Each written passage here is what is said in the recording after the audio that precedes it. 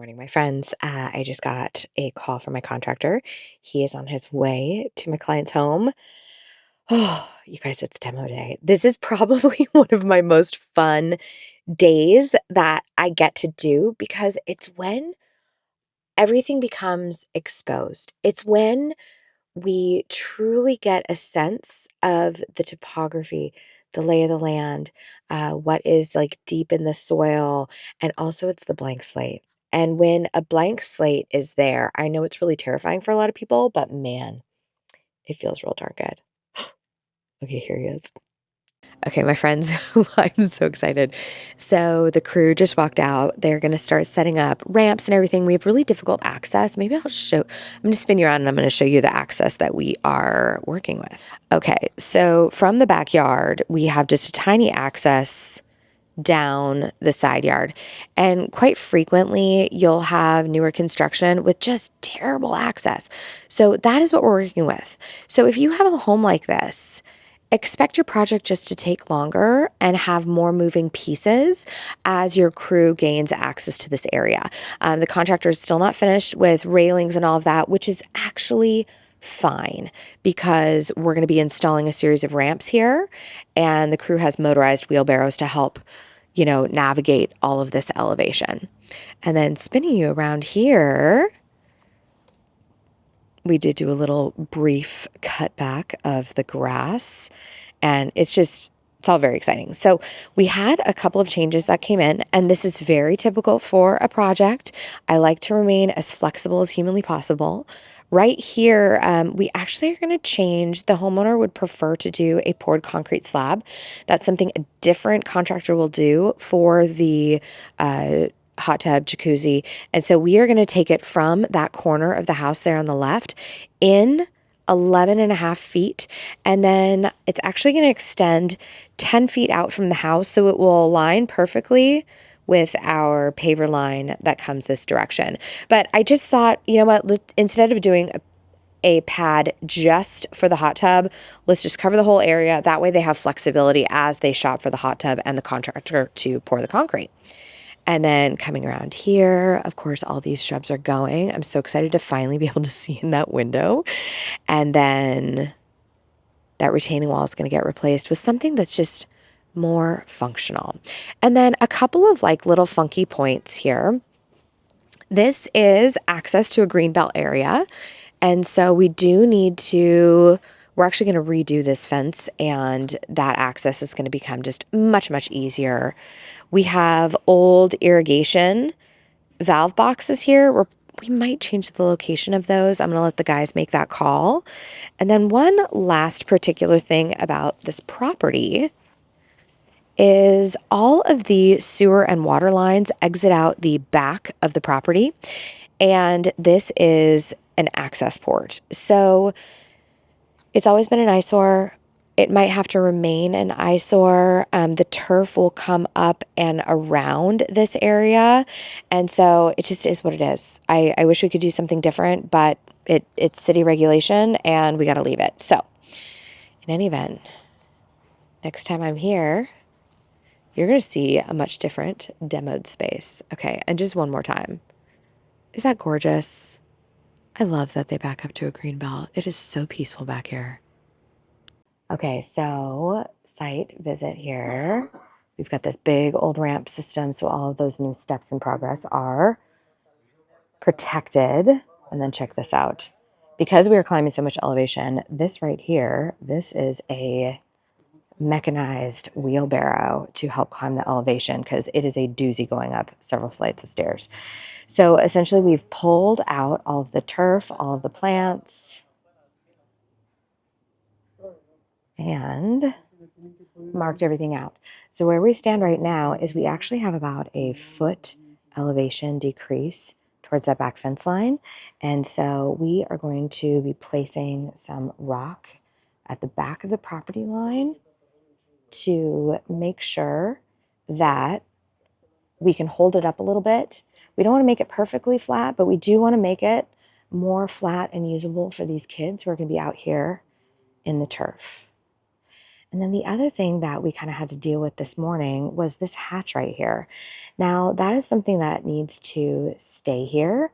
And so what we're going to end up doing is I believe we're going to be cutting a flap in the turf. Is it perfect? No. But is it better than an exposed box in the middle of a soccer field? I do believe so. Okay, I'm going to spin you around and show you a couple more things. Now, the other thing that we always look for here is there was some existing irrigation. You can kind of see it right there. There's even a little bit more there. And what the crew has been working on doing is kind of chasing this down. You can see it again right there. Whenever I start a project and we're looking at irrigation, I'm going to show you one other spot here. It is always kind of a mystery because we don't have x-ray vision, right? So we got to kind of decipher the clues as to what's going on here. So we found 3 lines. That means there's 3 existing zones. We're probably going to abandon a lot of these lines and pull them out, and we're going to run everything new. Last but not least, we have this wall here. So this is the retaining wall that we are going to be replacing. And we are actually going to be taking quite a few of these rocks. And what we're going to do is we're actually going to bury them at the back of this garden bed. Okay, so behind me is where we're going to be putting the garden bed. It's going to be 5 feet. It's going to run all the way down. What that's going to allow us to do is raise the bed, amend the soil really, really well. And we can't do anything on the other side because that is communal property. It's a greenbelt area, so we can't touch it. But this will allow us to get just kind of another little layer to elevate this garden and create a level play space. Obviously, the patio will be sloped away from the home. That is just standard good building practice. But if we can flatten out the play space and give it just an itty bitty bit of tilt for water runoff, it's going to be much better. But a foot from the house to the fence line, that's a lot of ground to cover. So you guys are doing a very good job. And I'm going to go do a little meeting with the client and update them on our discoveries. And this is, I want to show this because this is an important part of the process. Whenever you are going through a build like this and you're digging into the ground, there will always be things that you will discover. And sometimes you just don't know until you get in here because, like I said, we don't have x-ray vision. So today they've got everything out and it's just a lot of exploration and getting a lay of the land that we're currently working with. So far so good. Good evening, my friends. I just got home from an awesome event. I will share details with you guys. I think maybe it might even be all next week because we are doing that much awesome stuff. So can't wait for that. But I did want to sit down on my computer really quickly, go over my sketches, start filling in some plant placements, some thoughts that I'm having. And all in all, a really productive first week on this project. The guys got a ton accomplished. They moved a ton of dirt, a ton of rock. They're moving at lightning speed here.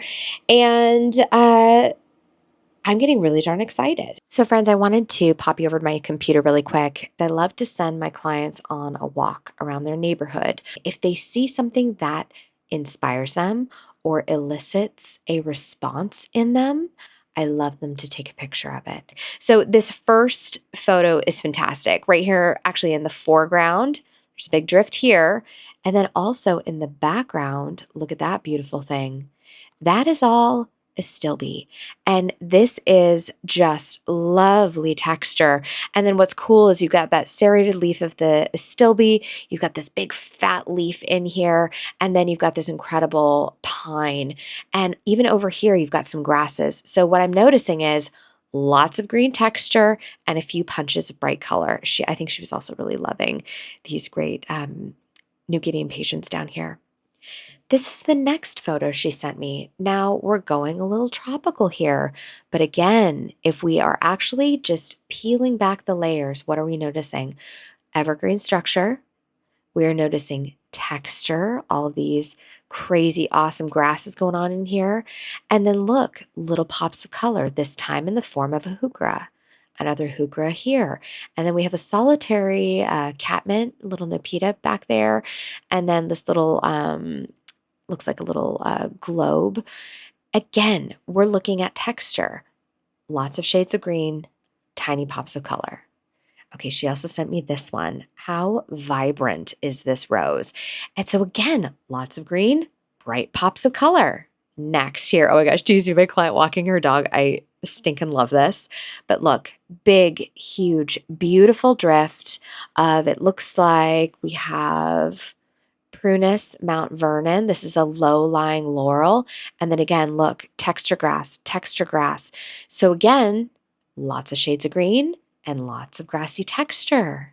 Here's another one. Same elements. Look at this. We've got a little tiny mugo making a repeat appearance. And then look at this gorgeous. Now, I love a geranium for this client. They have a very busy life and they need plants that are low maintenance but provide a lot of color. This geranium, perfect, perfect, perfect selection. And look, here's more blue grasses. And we've got, looks like some liriope going on up here. All right, this next one. Are you kidding me? I love an allium moment. It is so fantastic. And so this is something that I think would be really fun for this client. I feel like this is just such a playful energy and it definitely matches the vibe of this family. And then look, we've got another rose snuck in the middle. So it could be on top of their retaining wall that we're building. Maybe I sneak in some flower carpet roses. Nothing that is going to need deadheading. It's only something that is going to be a self-run operation. Okay, we've just got a few more, and I want to pop them up on the screen here. Okay, this one. She loved the cleanliness of the retaining wall and just again, a few little pops of color. I think which the other thing that I'm noticing in all of these pictures is she doesn't mind seeing a little bit of dirt. So this is very important because it means I will space my plants more to allow more breathing area between them because she does enjoy seeing the mulch. I'm going to show you another example of this. Boom. Here we are. Again, lots of beautiful greens. Look at these tower boxwoods here. A little bit of flower carpet rose down there. Beautiful lupins. We've got some stackies right there. But look at all of this mulch that we are seeing here. Again, I think she likes some breathing room between her plants. Here's another view of that same garden. There's a lot of repetition and more roses right here. I think you guys are getting the idea of where I'm going. And again, look at this. More of the same plants popping through. This low-lying prunus, which I think is a very good selection for this family. Again, we're going low maintenance. And she happens to love a deep purpley, reddy maple. So all in all, you can kind of see immediately where this client's eye is headed. And check it out. More mulch, more breathing space around her plants. So there you have it. I'm really excited. I'm so excited for this client. And I think what's really fun is as you can see, like when you put all of these pictures together, you start to get a really cool picture of what they're looking for. So it's low maintenance.